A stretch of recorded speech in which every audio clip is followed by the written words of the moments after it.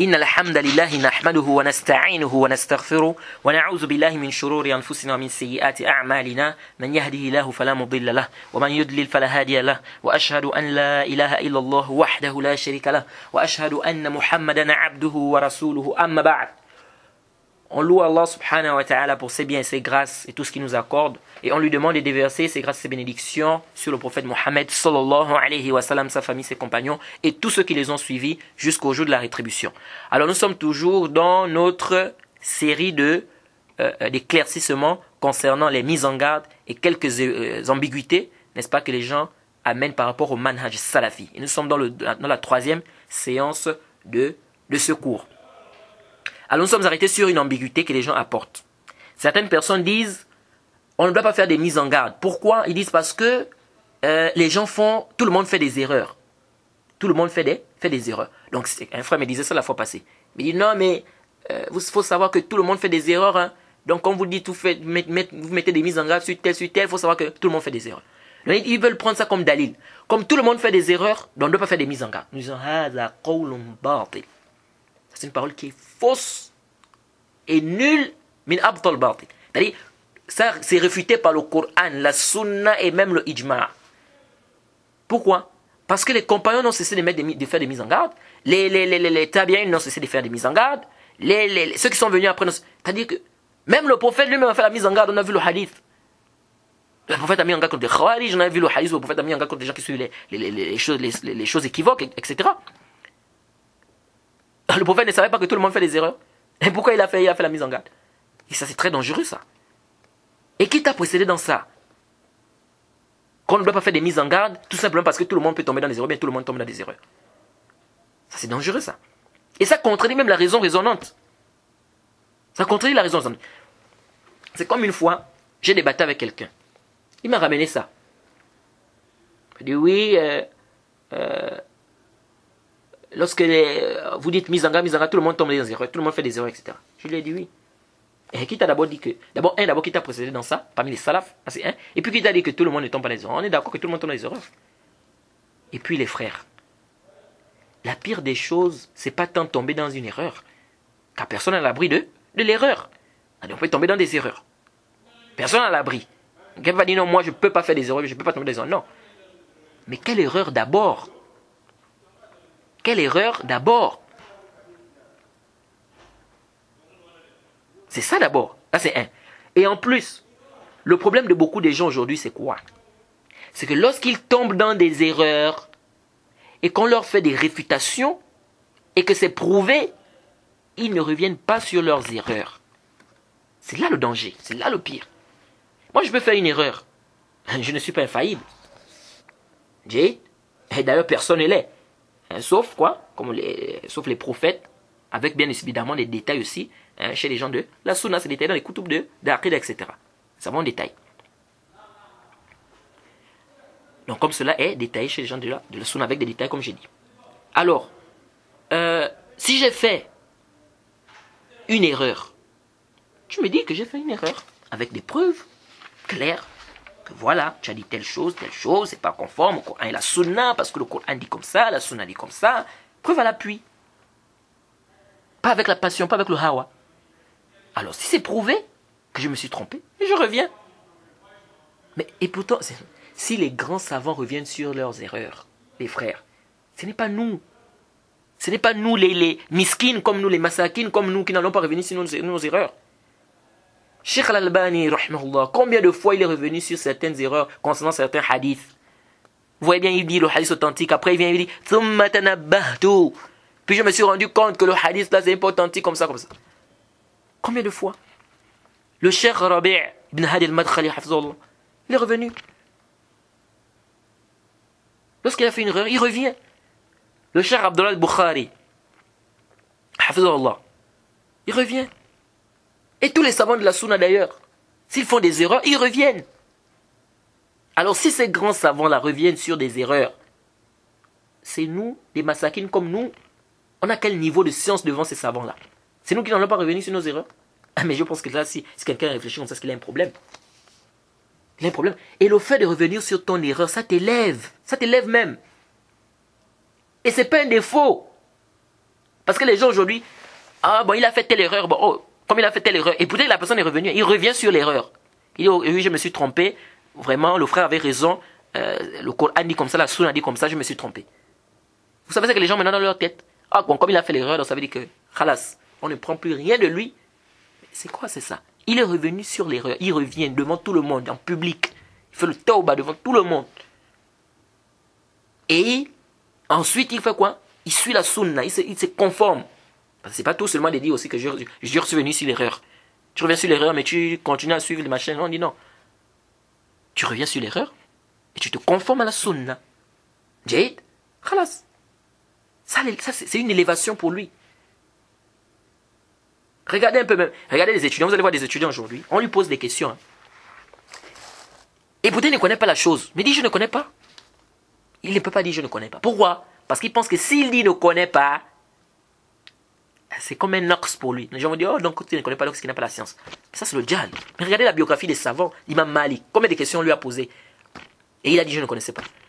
Même le cheikh Abdul Mohsin al-Abbad, ici au Haram, lorsqu'il enseigne, plusieurs fois, moi j'ai vu, on lui pose une question, il dit, la alam.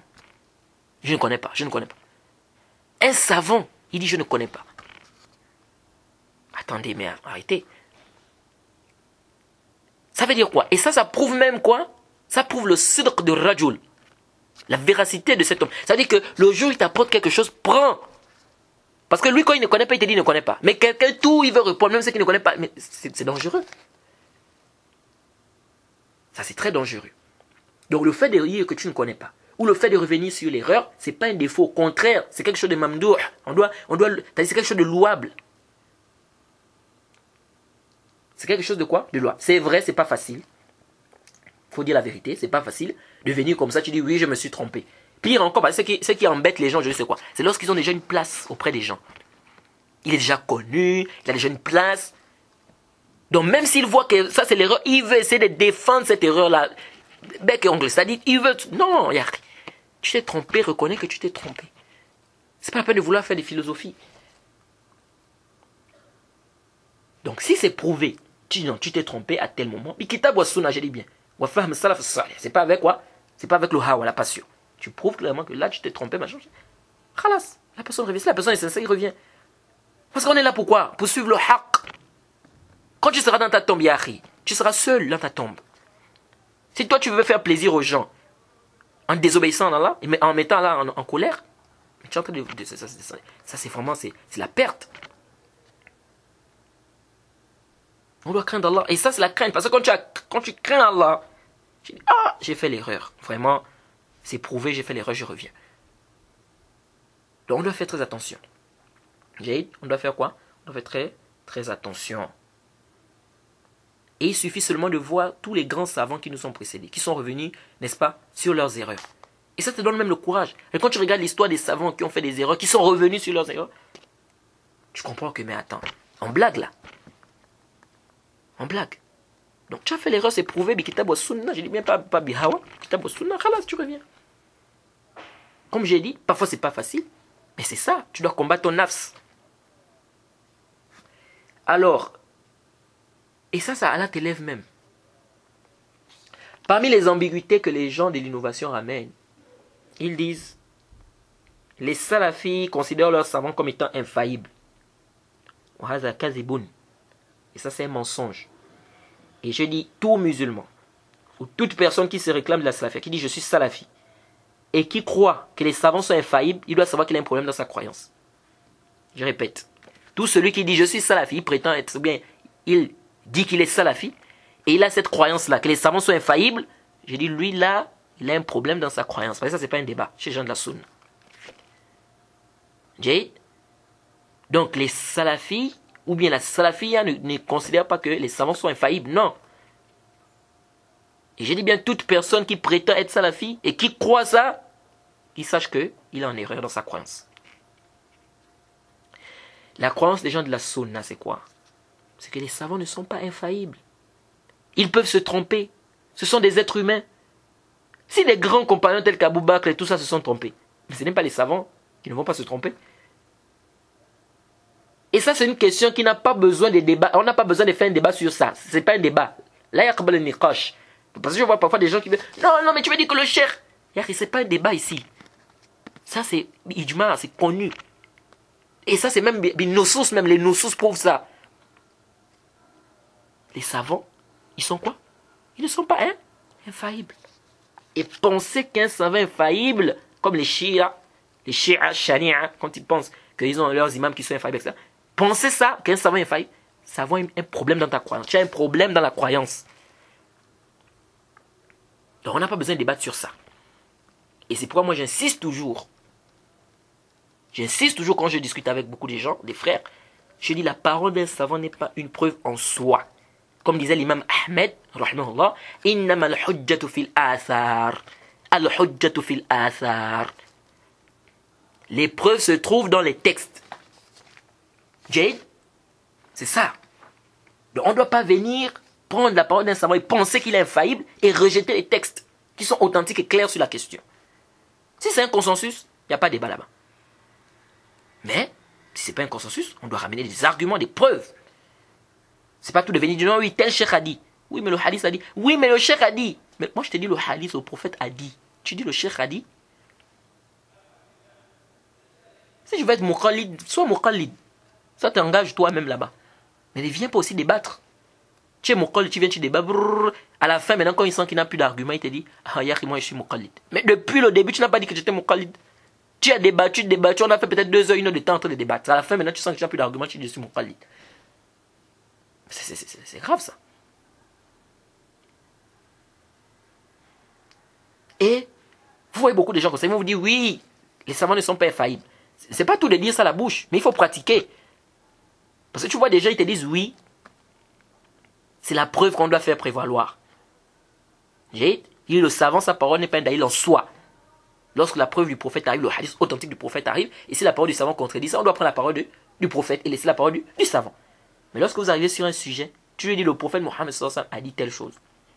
Il dit oui, mais le cheikh a dit. Je te dis que le prophète a dit. Et c'est que le prophète a dit ici, les salafs ont compris ça comme ça. Certains salafs ont compris ça comme ça. Et le texte est clair. C'est pas une chose que j'ai amené de ma propre tête. Si j'amène ça de ma propre tête, ça c'est autre chose. C'est prouvé que les salafs ont dit ça, ils sont argumentés de ce texte. Et le texte, il est clair sur la question. Et ça contredit la parole de tel cheikh. Il te dit non, mais le cheikh a dit. Tu veux dire que le cheikh ne connaissait. Ah, il te dit, tu veux dire que le cheikh ne connaissait pas ça. Et où est le problème? Maman Zakan. Si le cheikh ne connaissait pas, c'est le problème. Le cheikh là, il t'a dit qu'il connaissait tout. Ça, c'est comme on avait dit dans les koutoub.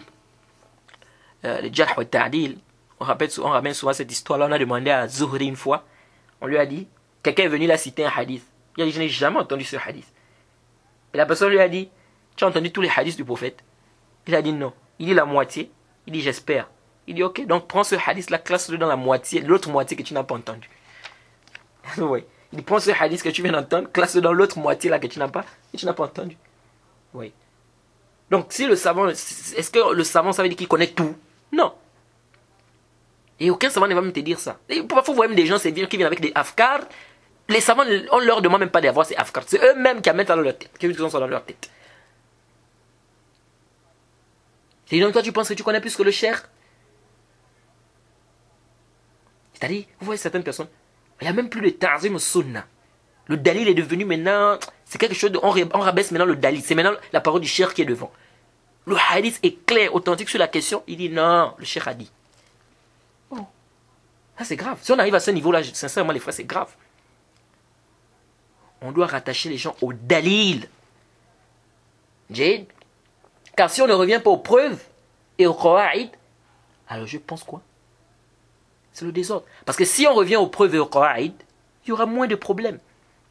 Mais lorsqu'on délaisse les preuves, on prend juste la parole de savant. Moi je suis malikite. Donc maliki à maliki. Donc même si tu m'apportes des dalils comme quoi, je ne prends pas moi, c'est maliki. Même si le dalil contredit, c'est que l'imam Malik a dit.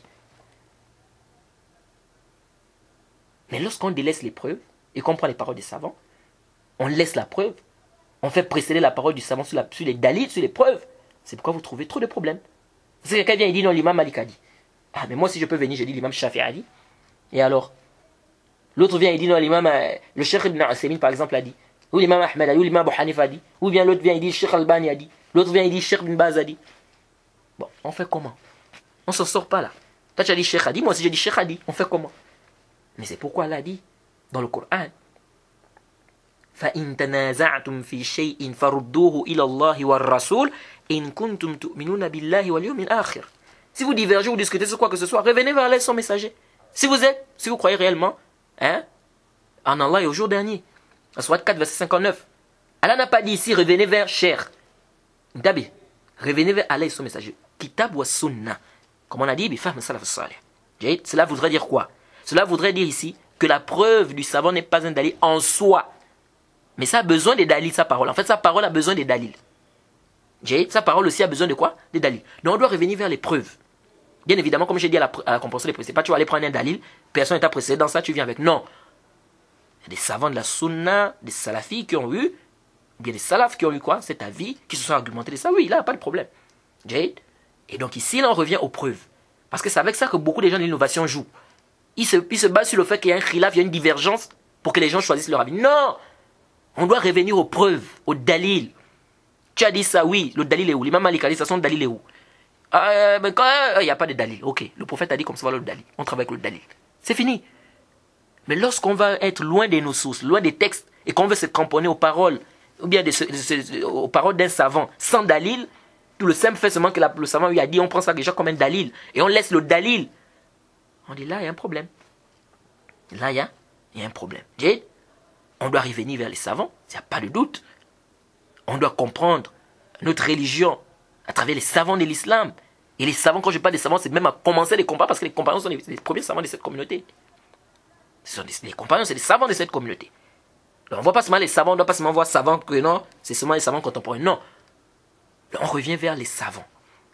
Mais revenir vers les savants ne veut pas dire maintenant que la parole du savant devient, il est infaillible, il ne fait plus des erreurs, ou bien ça devient maintenant un dalil en soi. Donc on laisse les dalils, on regarde les... Non. Si tu es muqallid, je dis bien, je ne parle pas ici de muqallid. Le muqallid, ça n'engage que toi. Tu as décidé d'être muqallid, khalas. Tu prends la parole du chef, tu travailles avec. Mais ce qu'on refuse, c'est quoi? C'est que comme tu es muqallid, là, ne viens pas faire des débats. Parce que muqallid, ça veut dire que tu n'as pas le ilm, tu es jahil. Mais si tu es jahil, ne débat pas. On débat bil ilm. On parle avec science. Tu n'as pas, tu dis, ah moi vraiment, le cher Al-Albani a dit comme ça, moi je fais le taqlid. Bien cher Ibn Usaymin a dit comme ça, je fais le taqlid. Khalas, yamshi. Mais tu es maintenant en train de débattre, non comme ça, non, bidoun ilm. Ça c'est dangereux. On doit laisser le ta'assoub là. Le ta'assoub, on doit laisser ça. Et tous les savants vont vous dire ça. Qu'on ne doit pas faire le ta'assoub. On ne doit pas faire le ta'assoub. Et parfois quand je vois des étudiants, je me demande, ils vont prendre ces conceptions là où? Parce que les savants n'enseignent pas ça. Moi je vois souvent des gens, non, vous, les salafis, vous dites que vos savants sont infaillibles. Mais vous avez eu ça où? Mais si vous avez vu ce comportement avec quelqu'un, machin, il ne faut pas maintenant prendre ça et venir maintenant mettre ça sur la salafie, etc. Non. Il faut faire attention. Donc, l'islam est plus que clair. Fanatisme, on n'est pas dans les histoires des fanatismes. Et si quelqu'un il est dans ça, il faut qu'il sache que c'est une maladie. Il est malade au cœur, c'est une maladie du cœur. Tu es dans le fanatisme, tu vois les dalils clairs, authentiques, ça contredit la parole de ton cher. Mais tu laisses les dalils. Tu dis non, moi je suis pour mon cher. Mon frère, tu as un problème. Et voilà encore un autre problème aujourd'hui. Certains pensent que lorsqu'on dit qu'un savant s'est trompé, ça veut dire qu'on a fait le temps sur le savant. Et ça, moi je dis, ça c'est les ignorants seulement que vous voyez se comporter comme ça en fait.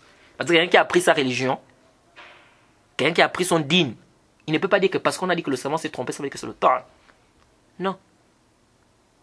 C'est vrai, il peut avoir une manière de parler, de s'adresser, machin, ça c'est autre chose là-bas. Moi j'ai dit le simple fait de dire que le cher s'est trompé sur ce point-là.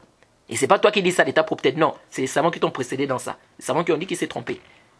Mais où le temps ici? Ya Khil Habib. C'est pas moi qui dis. Ce sont des autres savants de la sunna qui ont dit qu'il s'est trompé ici.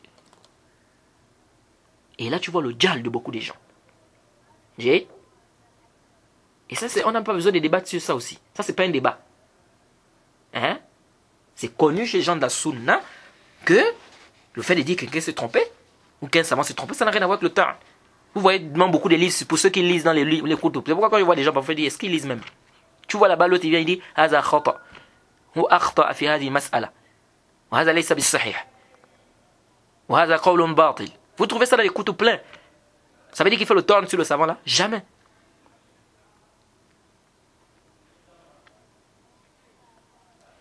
Et tout ça, ça montre quoi? Ça montre que le savant peut faire quoi? Que le savant peut se tromper. Et tous les savants de la sunna, ils ont demandé de suivre les dalil. On doit suivre le dalil. C'est pourquoi vous voyez des savants qui ont même fait des vers là. C'est très beau. Ils disent quoi? Ils disent وقال أبو حنيفة الإمام لا ينبغي لمن له إسلام أخذا بأقوال حتى تعرض على الحديث والكتاب المرتضى ومالك إمام دار الهجرة قال وقد أشار نحو الحجرة كل كلام منه ذو قبول ومنه مردود سوى الرسول والشافعي قال إن رأيتم قولي مخالفا لما رويتم من الحديث فاضربوا الجدار بقول مخالف الأخبار وأحمد قال لهم لا تكتبوا ما قلته بأصل ذاك فاطلبوا فاسمع مقالات الهداة الأربع فاعمل بها فإن فيها منفعة لقمعها لكل ذي تعصب والمنصفون يكتفون بالنبي. جيد. Ça c'est des vers que les savants ont apportés. Que l'imam Abu Hanifa a dit لا ينبغي لمن له إسلام. Il ne convient pas à quelqu'un qui est musulman de prendre mes paroles sans qu'il ne montre ça, sans qu'il ne pèse ça avec les hadiths du prophète et le Coran. C'est l'imam Abu Hanifa qui dit il faut prendre sa parole, tu regardes est-ce que le Coran, est-ce qu'il y a un hadith ou un verset qui soutient ça, oui ou non. Imam Malik, Imam Dar al-Hijra, qu'est-ce qu'il a dit? Il a fait signe au niveau de Hujra. Il a dit toute parole, Kulu kalamin minhu zu qabuli wa minhu mardudu siwa rasuli. Et vous connaissez tous la parole. Kullun yu'khaz min qawlihi wa yurad illa sahib hadha al-qabr. Toute personne on peut prendre de lui, comme on peut rejeter sa parole, sauf le prophète Mohammed sallallahu alayhi wa sallam. C'est-à-dire toute personne peut rejeter sa parole, sauf la parole du prophète. La parole du prophète, on ne dit pas non. On ne rejette pas la parole du prophète. Mais les paroles du reste, on peut rejeter. Même Abu Bakr Siddiq, on peut ne pas prendre sa parole. Donc si déjà les grands compagnons, les meilleurs de cette communauté comme Abu Bakr ou Omar, on peut ne pas prendre leurs paroles, que dire des paroles de ceux qui viendront après? Donc ça c'est connu chez les savants. La parole de quelqu'un, on peut prendre comme on peut ne pas prendre. Si c'est soutenu par des preuves, des dalils, on prend. Dans le cas échéant, si ça vient contredire des textes de dalil, on ne prend pas. Jade, même si c'est le plus grand savant, c'est pourquoi j'avais apprécié la parole du cheikh Rabi' Hafizahullah, lorsqu'il avait parlé du fait de lire dans de l'eau, la ruqya, lire dans de l'eau là. Vous savez, c'est un khilaf, etc. Bref, il avait dit non, c'est pas venu dans la sunna. Et il a dit, regardez un peu ce que le cheikh dit, subhanallah. Il dit, même s'il y a des grands savants qui l'ont dit, il dit, mais ce sont eux qui nous ont enseigné qu'on ne doit pas accepter une parole s'il n'y a pas de preuve. C'est ce cheikh qui dit. Oui. Donc pour dire clairement ici que quoi? C'est le dalil.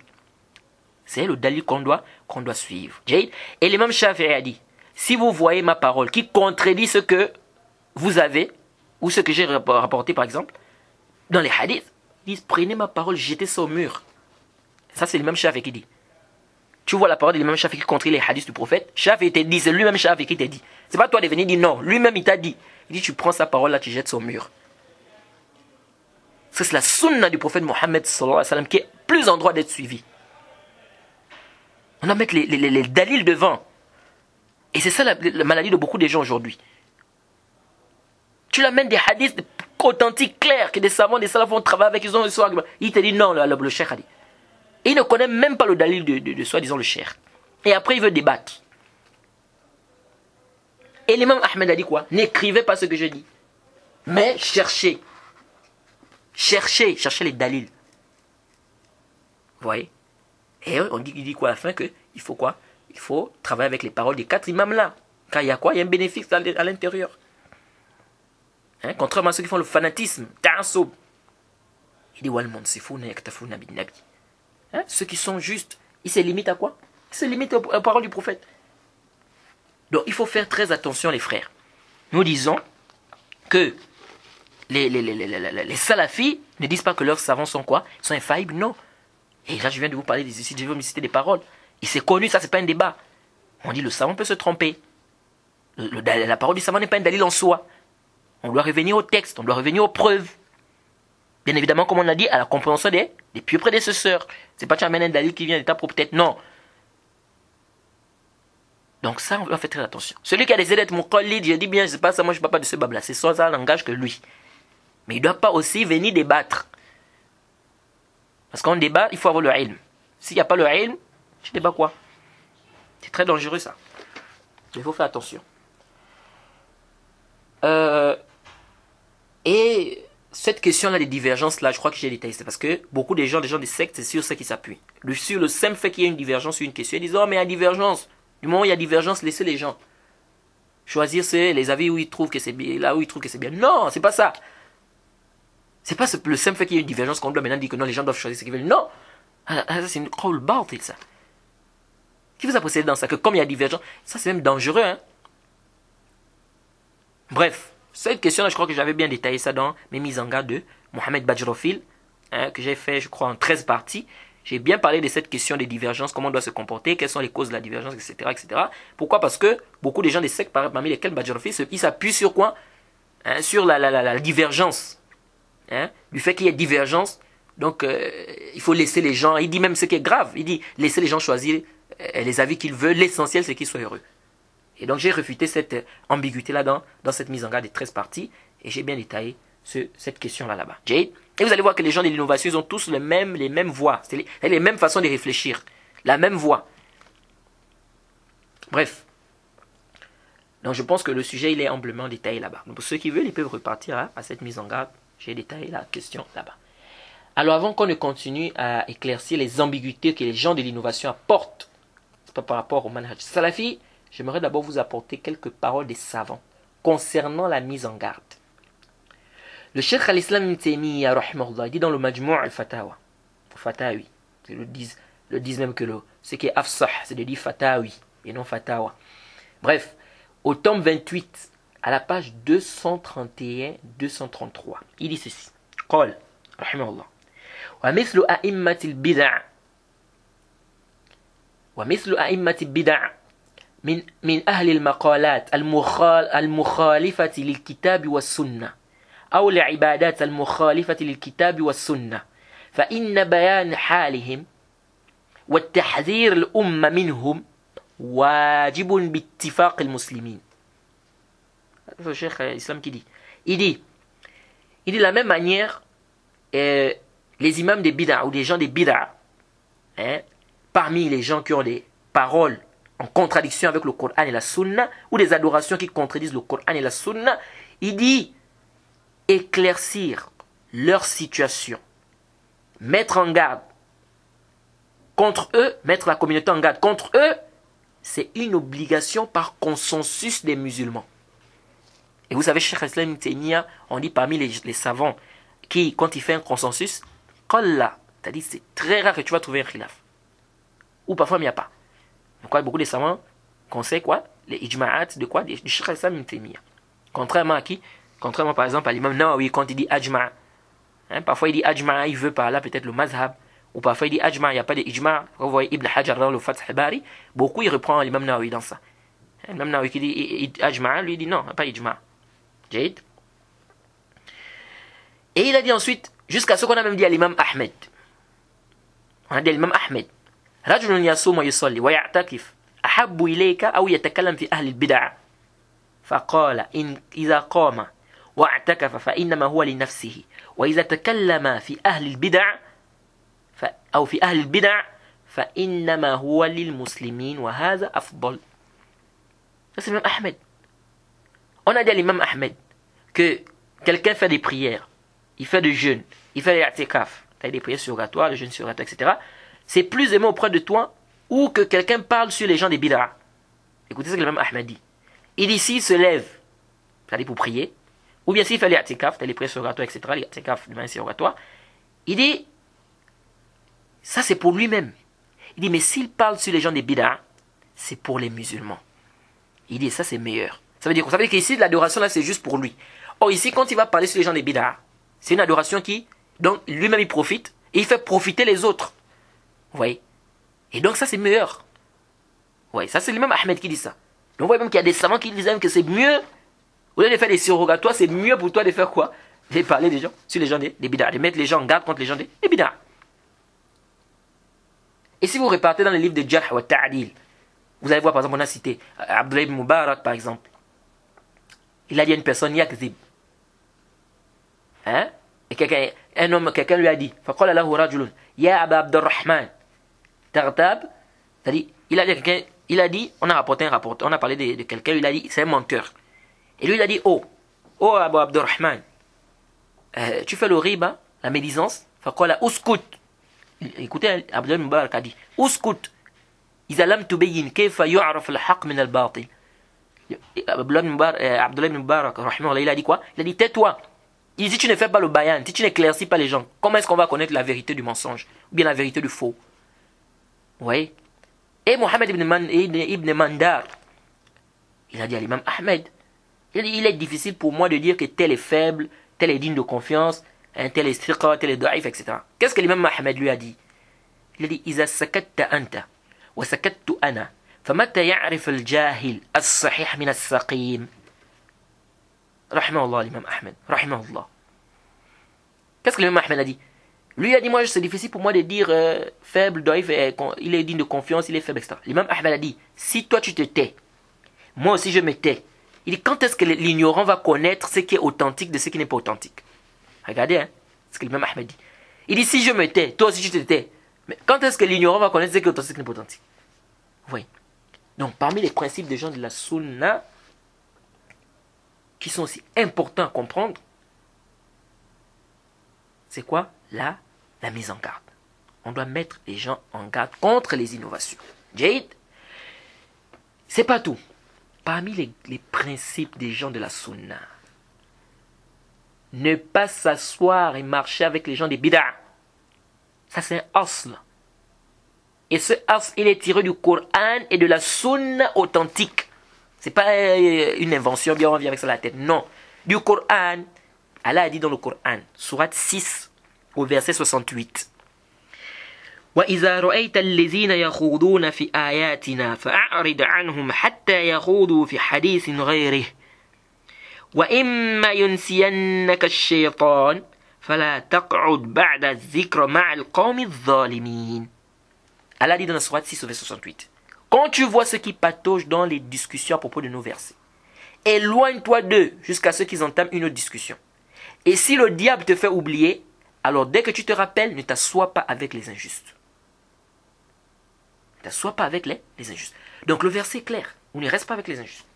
Le verset dit bien ici. Ne t'assois pas avec eux. Donc ça c'est un principe des gens de la Sunna.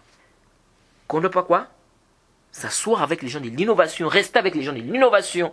C'est le Coran. Et qu'est-ce que l'imam Shawkani dit? Regardez les tafsirs des savants sur ce verset. Qurtubi, Shawkani. Qu'est-ce qu'ils disent par rapport à ce verset?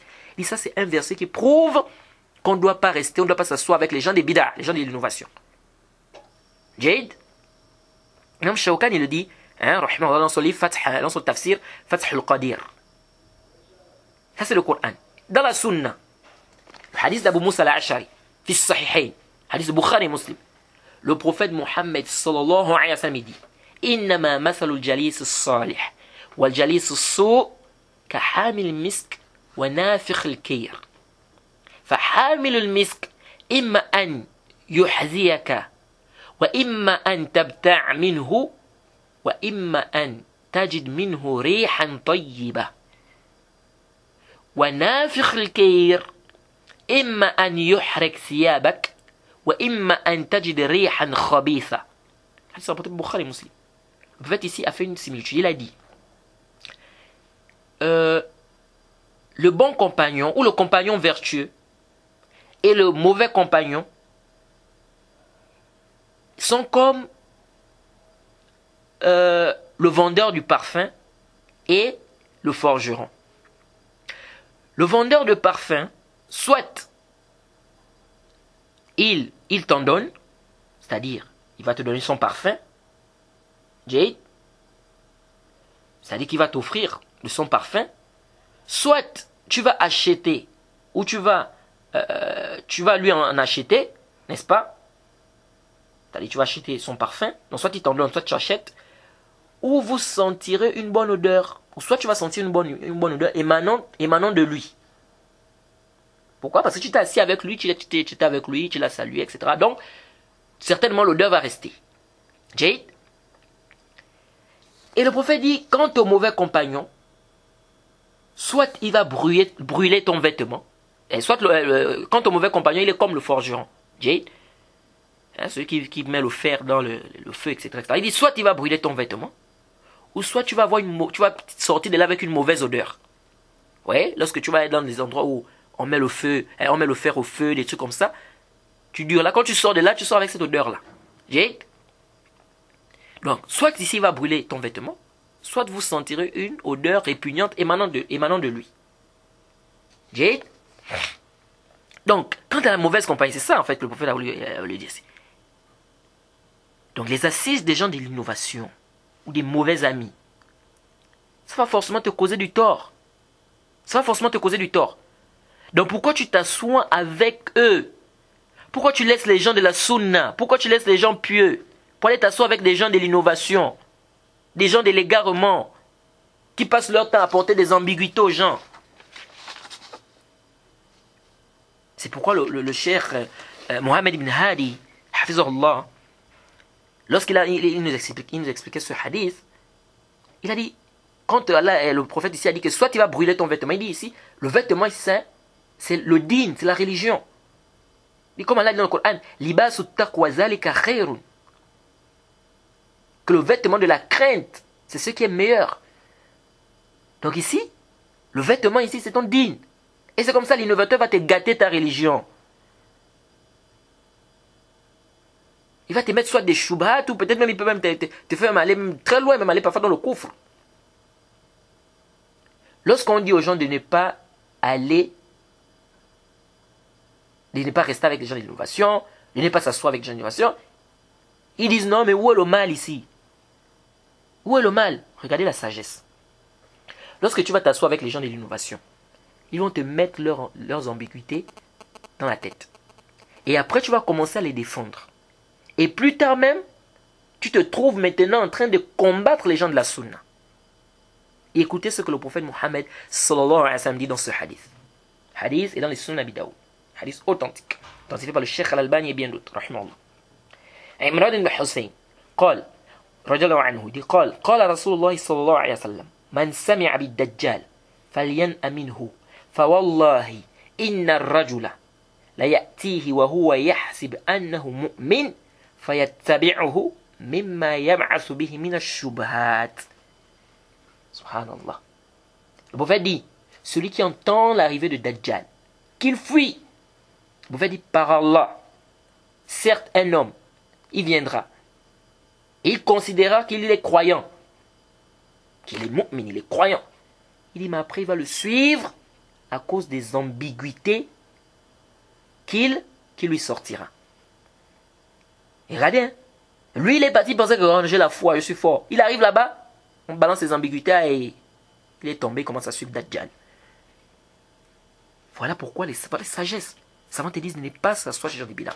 Parce qu'ils vont te ramener des ambiguïtés, même si tu penses que non, moi je suis fort, je peux faire la distinction comme ça. Non! Regardez, hein. Lui là, il croyait, il dit non, il se considère que je suis croyant, je suis fort. Mais il est parti là-bas, et Shubhat. C'est pourquoi le cheikh Rabi' ibn Hadi al-Madkhali, hafizahullah, il dit on a vu même des grands savants. Des grands savants qui sont allés s'asseoir chez les gens de l'innovation et qui ont été influencés, qui ont dévié. Ça, c'est les grands savants. Que dire des ignorants? Vous savez, une fois, un frère du Cameroun, il me racontait une histoire. Il m'a dit au Cameroun, ils avaient un imam. Il priait avec eux tout le temps. Cet imam-là, il était, machallah. Son thobe est bien coupé, ça ne dépasse pas les chevilles. Toujours avec le siwak.